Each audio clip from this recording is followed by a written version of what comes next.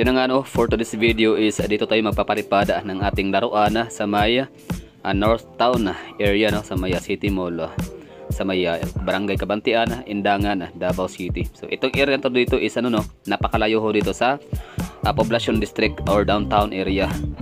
Approximately mga 12.3 kilometers or 52 minutes ang kanyang distance away no, from the heart of the city, from Davao City Hall. So ibig sabihin ako'y curious lang no kung anong makikita natin dito pag dito tayo magpapalipad ng ating drone, kung makikita ba natin yung urban landscape ng ating pinakamamahal na syudad ng Davao, kung makikita ba natin yung cityscape sa ganun ka layo, ganun ka distansya. So raw video lang to dito ha, live via satellite, no edit. Iyon no, kita na ho natin yung skyline of Davao. Dito naman tayo located sa may North Town. Tama ba? North Town. Basta dito sa may City Mall. Taasan pa natin.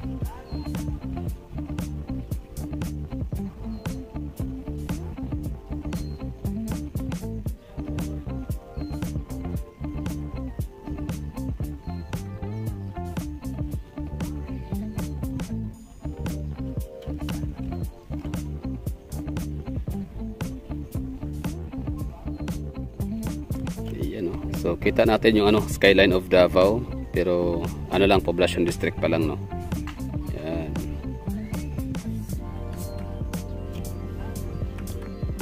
Iikot natin dito yung camera. Yan. Baga magsisimula ho tayo sa Ashwila Cove. Kasi hanggang meron ba? Hanggang dyan lang ba yung high-rise building? Meron pa pala dito sa Dositani. Yan. Dito tayo simula sa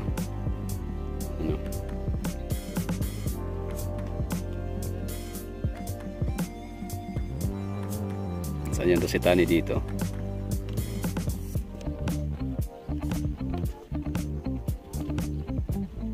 Di ba tanaw?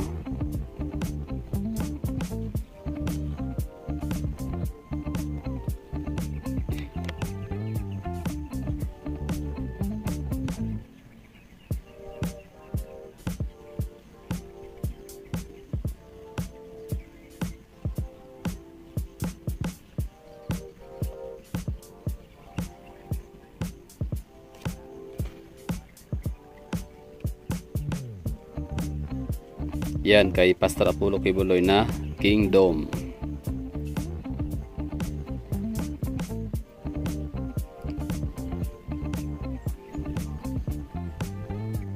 Tapos yan naman yung Sea Wind.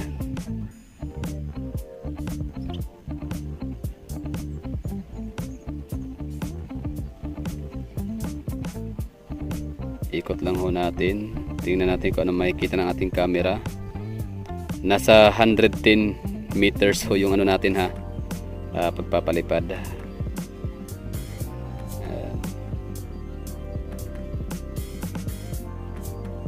Ikot lang. Ano to?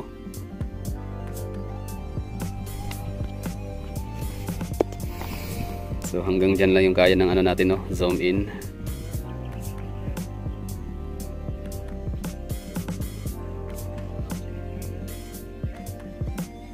Ito na yung mga rural areas ng Davao.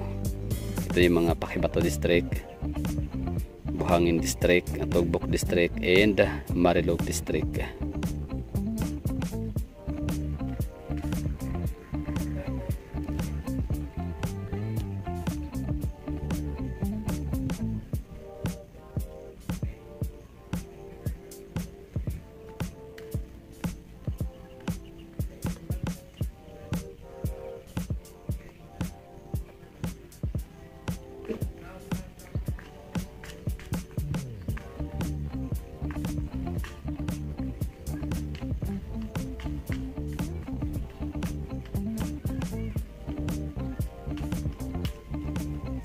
Inikot na natin 360.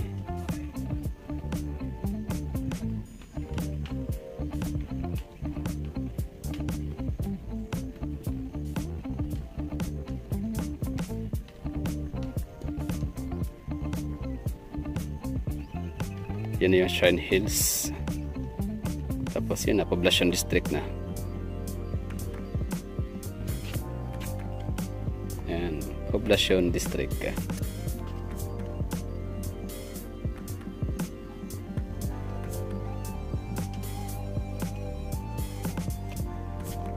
So ano nga ba yan? Ang mga nakita natin dito na gusali.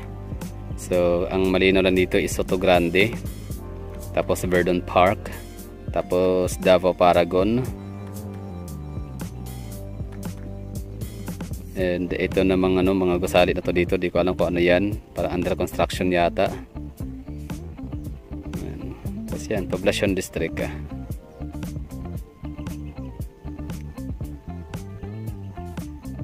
Ang layo natin ito sa Poblacion District siguro nasa mga 20 kilometer. Tama ba? Pwede no, 20 kilometer distance from City Hall.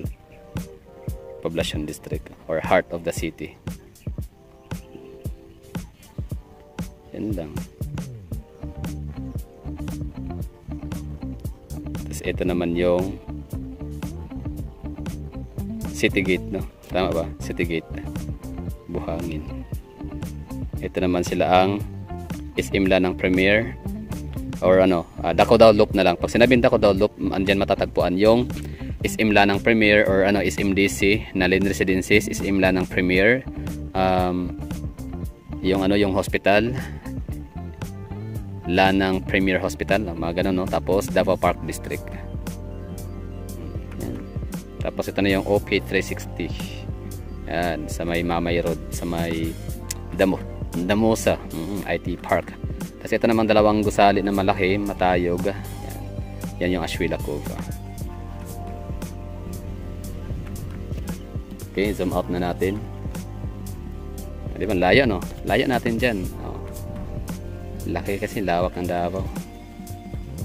Pinakamalapad, pinakamalaking syudad sa buong Pilipinas in terms of land area. Kung i-compare natin ang Davao City, I mean kung pagbabasehan natin yung dami ng mga high-rise buildings and skyscrapers sa kahit alin mang mga highly urbanized city within NCR and even Cebu, parang wala sa kalingkingan or nasa kalingkingan lang ang Davao, no, sa dami. Pero bakit still pa rin, no, mayaman pa rin ang Davao City. Pasok pa rin siya sa top 10 city. Top 10 richest city, or pasok siya sa top 10 richest city in the Philippines, despite na wala siyang masyadong mga business, ibig ko sabihin mga high-rise buildings and skyscrapers, which is yun kasi mga high-rise buildings and skyscrapers is isa rin yan sa indication and the sign of prosperity sa isang syudad, di ba? So Davao City, meron kami mga high-rise buildings and skyscrapers, pero hindi ganun kadami, no? As I've said, nasa kalingkingan lang siya ng ibang mga metro cities like Cebu and some part of Metro Manila. Pero bakit pa rin, no? Bakit pa rin yung Davao City is pasok pa rin siya as the richest city, one of the richest city in the Philippines? Kasi kami dito, diverse ang resources sa Davao. So hindi lang siya sa mga business sectors, hindi lang siya sa mga commercial business, commercial, no, and retails and businesses.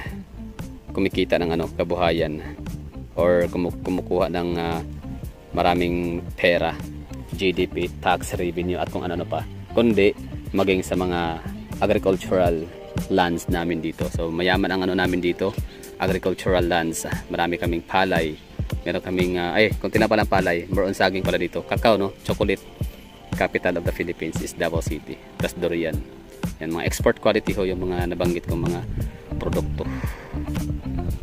So dito naman tayo sa view ng North Town.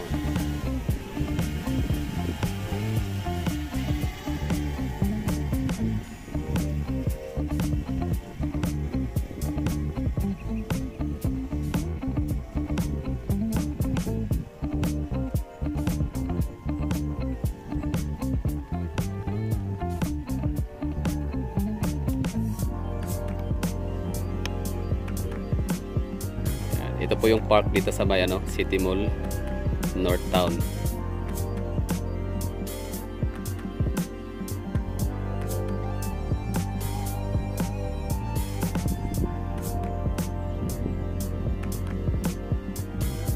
Yan parang function hall or function room nila dyan, or event place na mayroong swimming pool.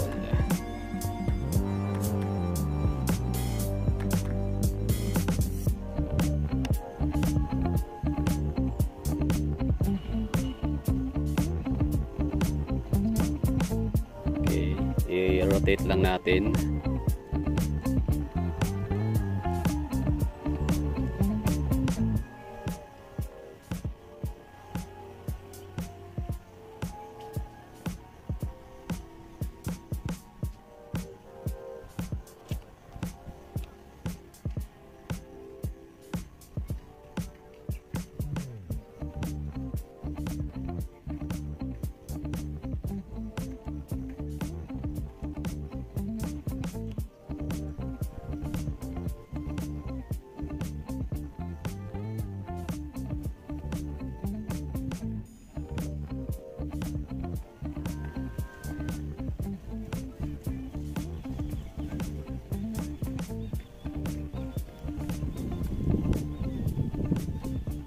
Nice.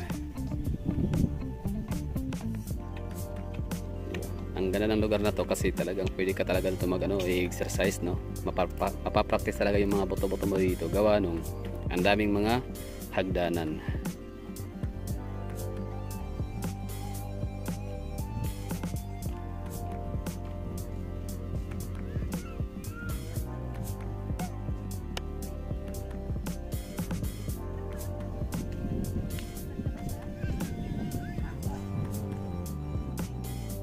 Ito yung Barangay Indangan, no? Daming mga bahay. Pero ano pa rin, no? Still ano pa rin siya. Green bushes. Very good pa rin, no? Still malinis pa rin yung hangin dito, presko. Ibig ko sabihin, malamig, ganun.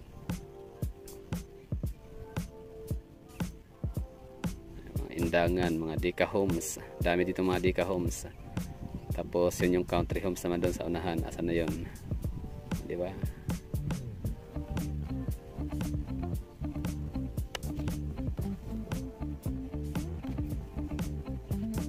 Okay na tayo. So nakita na ho natin, nasilip na ho natin yung hitsura nitong lugar.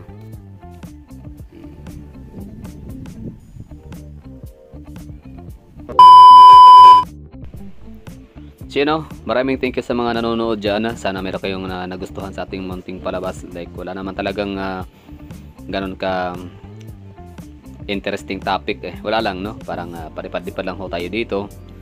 Ini-enjoy ho natin yung view. Tapos yan, pinakita ko lang sa inyo yung hitsura ng Barangay Kabantian dito sa Indangan, particular sa North Town or City Mall of Kabantian, Barangay Indangan, Davao City. Dahil sa ako ay curious kasi kung anong hitsura ba lang ng lugar na to dito kapag overview.